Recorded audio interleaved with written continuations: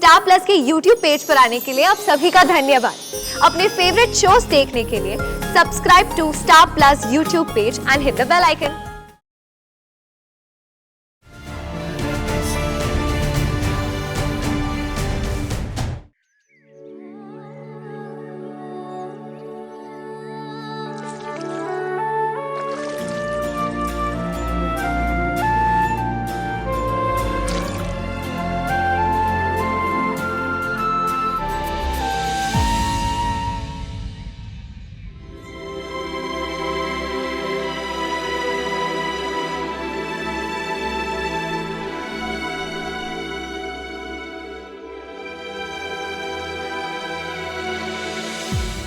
अपने आंसू तो छुपा लोगी सही, लेकिन अपने अंदर का दर्द अपने आई से कैसे छुपा पाओगी बताओ बेटा। मैं जानती हूँ इस वक्त तुम बहुत तकलीफ से गुजर रही हो। मैं ये भी जानती हूँ कि बहनी तुम पर बच्चा करने के लिए दबाव डाल रही है और इसलिए अलग अलग डॉक्टरों के पास तुम्हें ले जाने की बात कर रही है। लेकिन सही मैं तुम्हें पूछना चाहती हूँ, क्या तुम इन सब के बारे में सोचने को भी तैयार हो कि बच्चा गोद लेना, सरोगेसी कराना, इन सब के लिए तुम सोचना चाहती हो, या फिर तुम और विराट तुम दोनों को इस दुख से उभरने के लिए थोड़ा वक्त चाहिए? आई, इन सब बातों का ना मुझसे ज्यादा विराट सर पर असर पड़ा है। मुझे नजर आ रहा है कि उनका बर्ताव कितना बदल गया है, कि अंदर कुछ बदल रहा है। आई, उन्होंने हमारे बच्चे को लेकर एक सपना देखा था जो टूट गया, और मुझे लगता है कि वो इस सब से सिर्फ एक ही तरीके से उभर सकते हैं।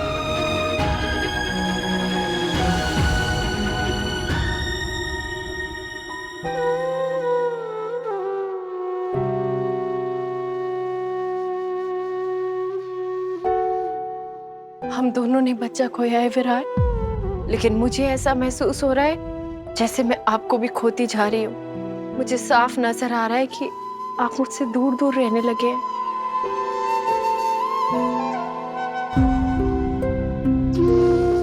नहीं, ऐसी बात नहीं है। वो पिछले कुछ दिनों में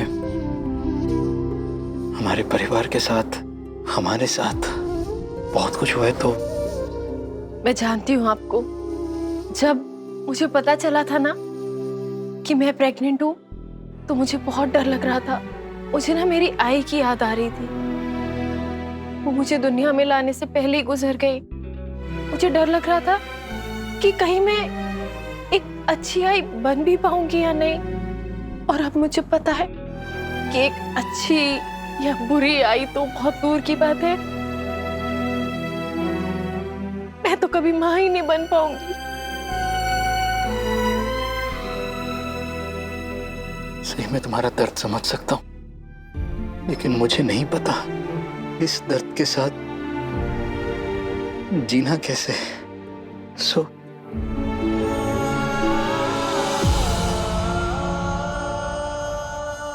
हमें एक दूसरे से बात करनी होगी विराट। हमें, आपको और मुझे, हम सबकी बात सुन रहे हैं, लेकिन एक दूसरे से अपने जज्बात तो बयां कर ही नहीं रहे। मैं जानती हूँ आपको बहुत दुख हुआ है, तकलीफ भी बहुत पहुंची है, मुझे भी हुआ है। हमारा बच्चा मेरी ही कोख में था ना, और किसी का मुझे नहीं पता, लेकिन मेरा तो एक रिश्ता जुड़ गया था उससे। मैं भी बहुत तकलीफ में हूँ, मुझे भी बहुत तकलीफ हो रही है। जानता हूँ, सॉरी, लेकिन मैं जानती हूँ आप इस बच्चे को लेकर बहुत खुश थे। मैं भी बहुत खुश थी। हम दोनों ही उस बच्चे को चाहते थे। वो बच्चा आता, हमारी जिंदगी में खुशियां लाता, लेकिन ना वो बच्चा आया और ना हमारी जिंदगी में खुशियां लाए। हमारी जिंदगी और तकलीफों से भर गई। और अब इस दुख और तकलीफ को दूर करने का ना एक ही तरीका है, हमें अपना बच्चा चाहिए होगा। डॉक्टर पोद्दार ने कहा ना कि हमारे पास 2 तरीके हैं, एक अडॉप्शन और दूसरा सरोगेसी। बोलिए आपको कौन सा तरीका ठीक लगता है? ये बच्चा हमें हमारी तकलीफों से बाहर निकालेगा, हमारे घर वालों को, परिवार वालों को उनकी खोई हुई खुशियां लौटा देगा। बोलिए हाँ, कौन सा तरीका ठीक लगता है? बोलिए ना, आपको कौन सा तरीका ठीक लगता है? हाँ बोलिए।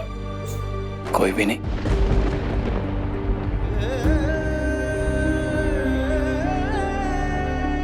मैं इन दोनों तरीकों के खिलाफ।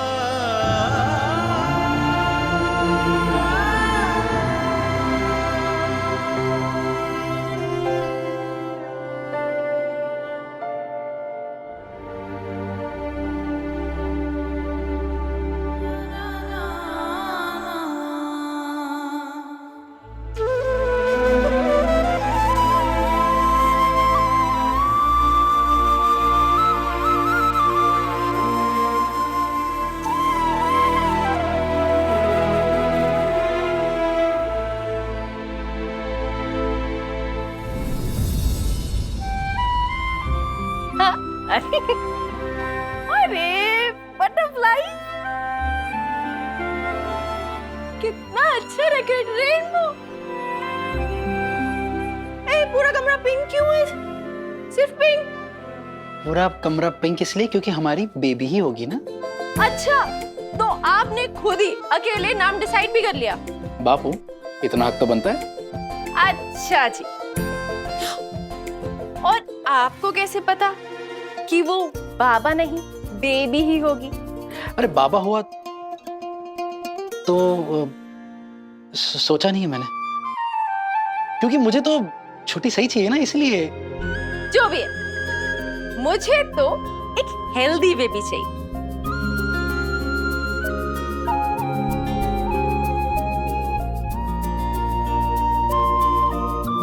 हेलो। देखो, मैं नहीं जानता कि तुम प्रिंस हो या प्रिंसेस, लेकिन तुम इतना जान लो, मैं तुम्हें बाहों में लेने के लिए बहुत बेताब हूं और इंतजार नहीं कर सकता हूं मैं।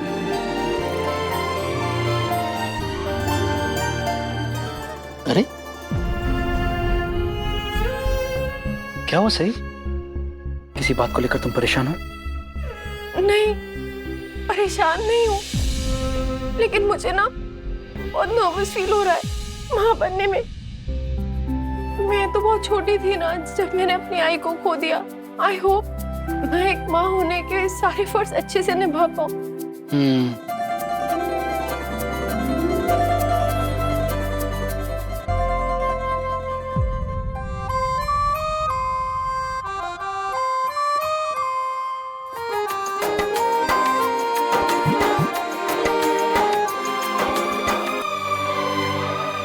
सही, मैं एक बात बहुत अच्छी तरीके से जानता हूं, तुम हमारे बच्चे को हमेशा सच बोलना सिखाओगी, और कुछ सिखाओ ना सिखाओ, ये जरूर सिखाओगी तुम।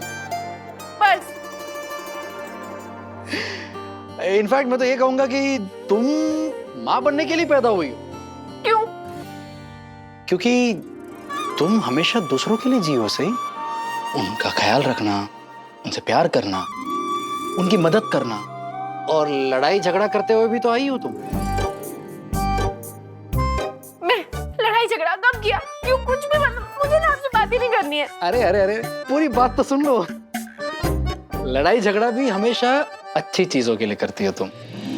अब जैसे तुम पूरी परिवार से लड़ी, देवी ताई और पुलकित की शादी के लिए, फिर शिवानी बुआ के लिए, फिर आई बाबा के लिए, उनसे प्यार करती हो, उनकी फिक्र करती हो।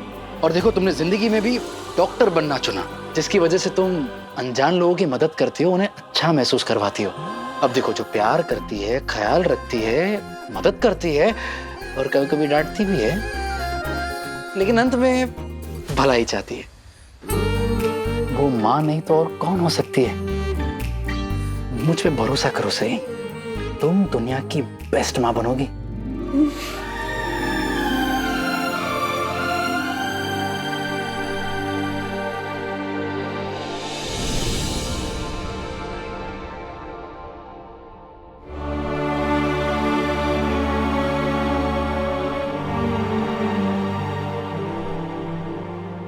अश्विनी किस सोच पे हो? आपने देखा विराट को सही से कैसे कटा कटा रहता है? कुछ चिंता तो होगी ना। समझ में नहीं आता। विराट को समझाया था ना हॉस्पिटल में कि ऐसे नाजुक समय पर सही को सबसे ज्यादा तुम्हारी जरूरत है, लेकिन विराट को देखकर तो ऐसे लगता है जैसे वो खुद ही इस सदमे से उभर नहीं पाया अभी तक। अश्विनी,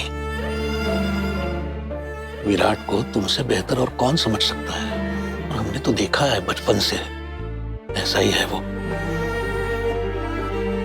हमेशा दूसरों के बारे में सोचता है। किसी को भी कोई तकलीफ हो तो ये चट्टान की तरह उसके साथ खड़ा होता है। लेकिन अश्विनी, इस बार चोट खुद उसे लगी है। सबसे बुरी बात यह है कि वो अपना दुख, अपना दर्द किसी से बांट ही नहीं पा रहा, किसी से कुछ नहीं कह पा रहा वो। अश्विनी, जब भी कोई बच्चा अपनी मां के कोख में ही दम तोड़ देता है तो सबको उस मां से, उस औरत से हमदर्दी होती है। सब लोग उसकी चिंता करते हैं, उसके बारे में सोचते हैं। लेकिन बाप का क्या? उसका दर्द कोई नहीं समझता, उसकी तकलीफ किसी के ध्यान में भी नहीं आती। हमारा समाज मर्द को मर्द बनाने के चक्कर में ये क्यों भूल जाता है कि वो बाप एक इंसान भी है, उसको भी दर्द होता है, उसे भी तकलीफ होती है। हमारा बेटा बहुत तकलीफ में है, बहुत तकलीफ में है। ये सब उसके लिए भी आसान नहीं है अश्विनी। कळतंय मला सगळं, मैं सब समझ सकती हूँ, लेकिन क्या हुआ? लेकिन क्या? और कोई बात है क्या जो तुम्हें कही जा रही है? आपने देखा ना, विराट सही से बात भी नहीं करता है, इसलिए डर लगता है कहीं विराट और सही के रिश्ते में हमेशा के लिए दरार न पड़ जाए। क्या कह रही हो तुम? मैं जानती हूँ, आप जानते हैं नीना, हम सब जानते हैं, झगड़े तो रिश्ते के जिंदा होने का सबूत होता है, लेकिन खामोशी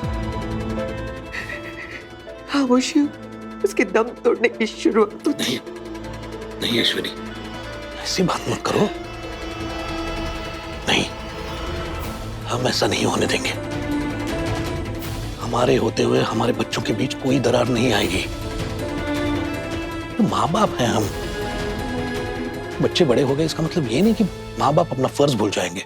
हाँ, माना बेटा चलने लगा है, लेकिन इसका मतलब ये तो नहीं कि वो कभी लड़खड़ाएगा नहीं। तुम चिंता मत करो, बिल्कुल चिंता मत करो। मैं बात करूंगा विराट से, कुछ भी हो जाए मैं हमारे बेटे के पैर डगमगाने नहीं दूंगा। ये समझ लो, फिर एक बार मैं अपने बेटे को चलना सिखाऊंगा, लेकिन डगमगाने नहीं दूंगा। पापा करे ऐसे ही हो।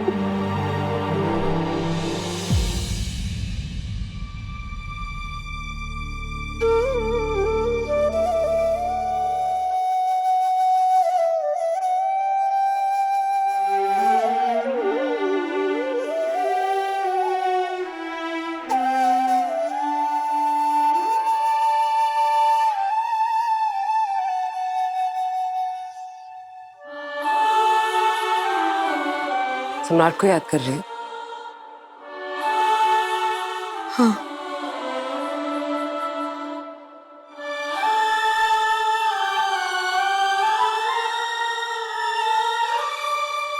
आई, आपसे एक बात पूछनी थी। पूछो। आपने आई के सामने ये क्यों कहा कि सम्राट के गुजर जाने के बाद जवान निवास में मेरी कोई इज्जत नहीं है? आपको लगता है कि बड़ी मामी ने मुझे उस घर से हमेशा के लिए जाने को कहा है? बेटा तू समझदार तो बहुत है, पर तुझ में ना छल कपट नहीं है, इसीलिए तुझे तेरी बड़ी मामी का ये गंदा खेल समझ नहीं आ रहा। मोहित के हाथ से तेरा सारा सामान यहाँ भिजवा दिया उन्होंने। उनको तो ये लग रहा है ना कि सम्राट की मौत के बाद तू उस घर के लिए सिर्फ एक बोझ है और कुछ नहीं।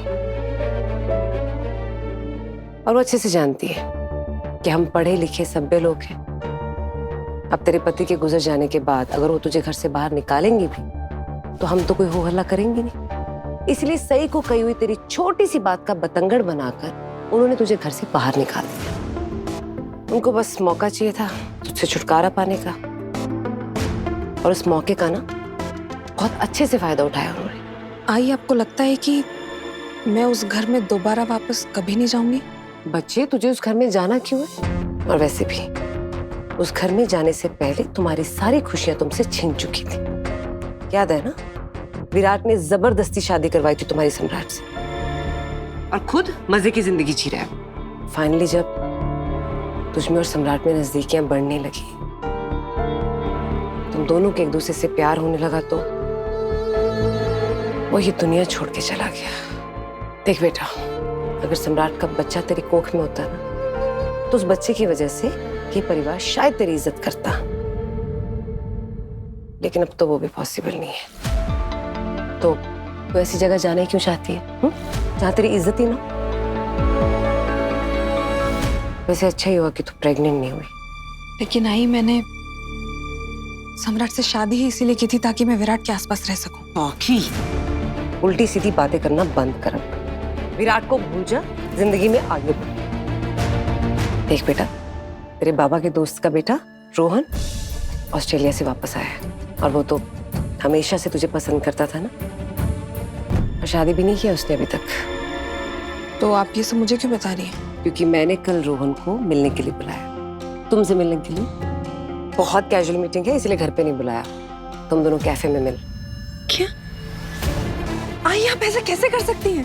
कम से कम कुछ भी करने से पहले मुझसे पूछ तो लिया होता। तुमने अपनी चलाई पाखी तो देखा ना, जिंदगी ने कहाँ लाके खड़ा कर दिया तुम्हें। अब प्लीज अपनी आई की बात मानो।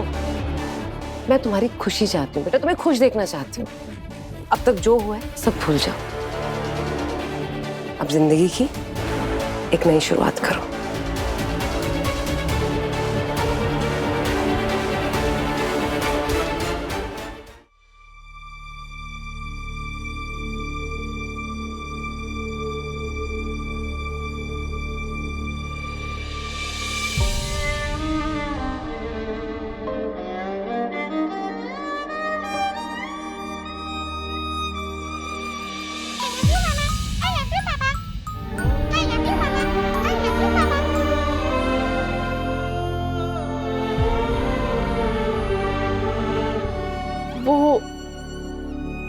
I'm sorry, मैं आपकी गर्दन के नीचे पिल्लू लगाने आई थी, वरना आपको मोचा चाहती ना।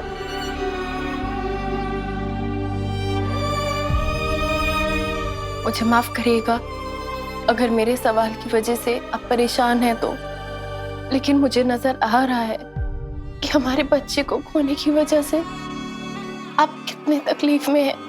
इसलिए मैंने सोचा कि अगर हमारी जिंदगी में एक बच्चा आएगा तो हमारी जिंदगी खुशियों से भर जाएगी। लेकिन अगर मेरे उस सवाल की वजह से आपको और तकलीफ पहुंची है तो आई एम रियली सॉरी। हर चीज के लिए सॉरी बोलना बंद करो सही। आप कल ऑफिस जाएंगे?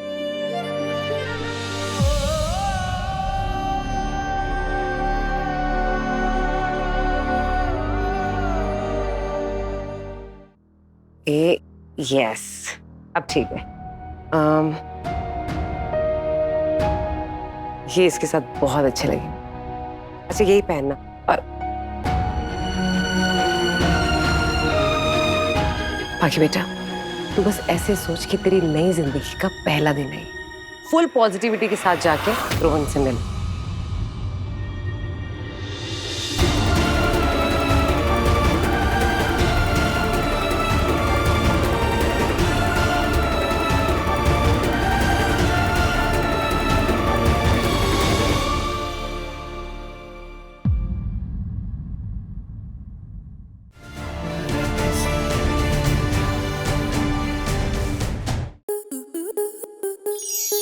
To enjoy more such amazing videos, subscribe to our YouTube channel.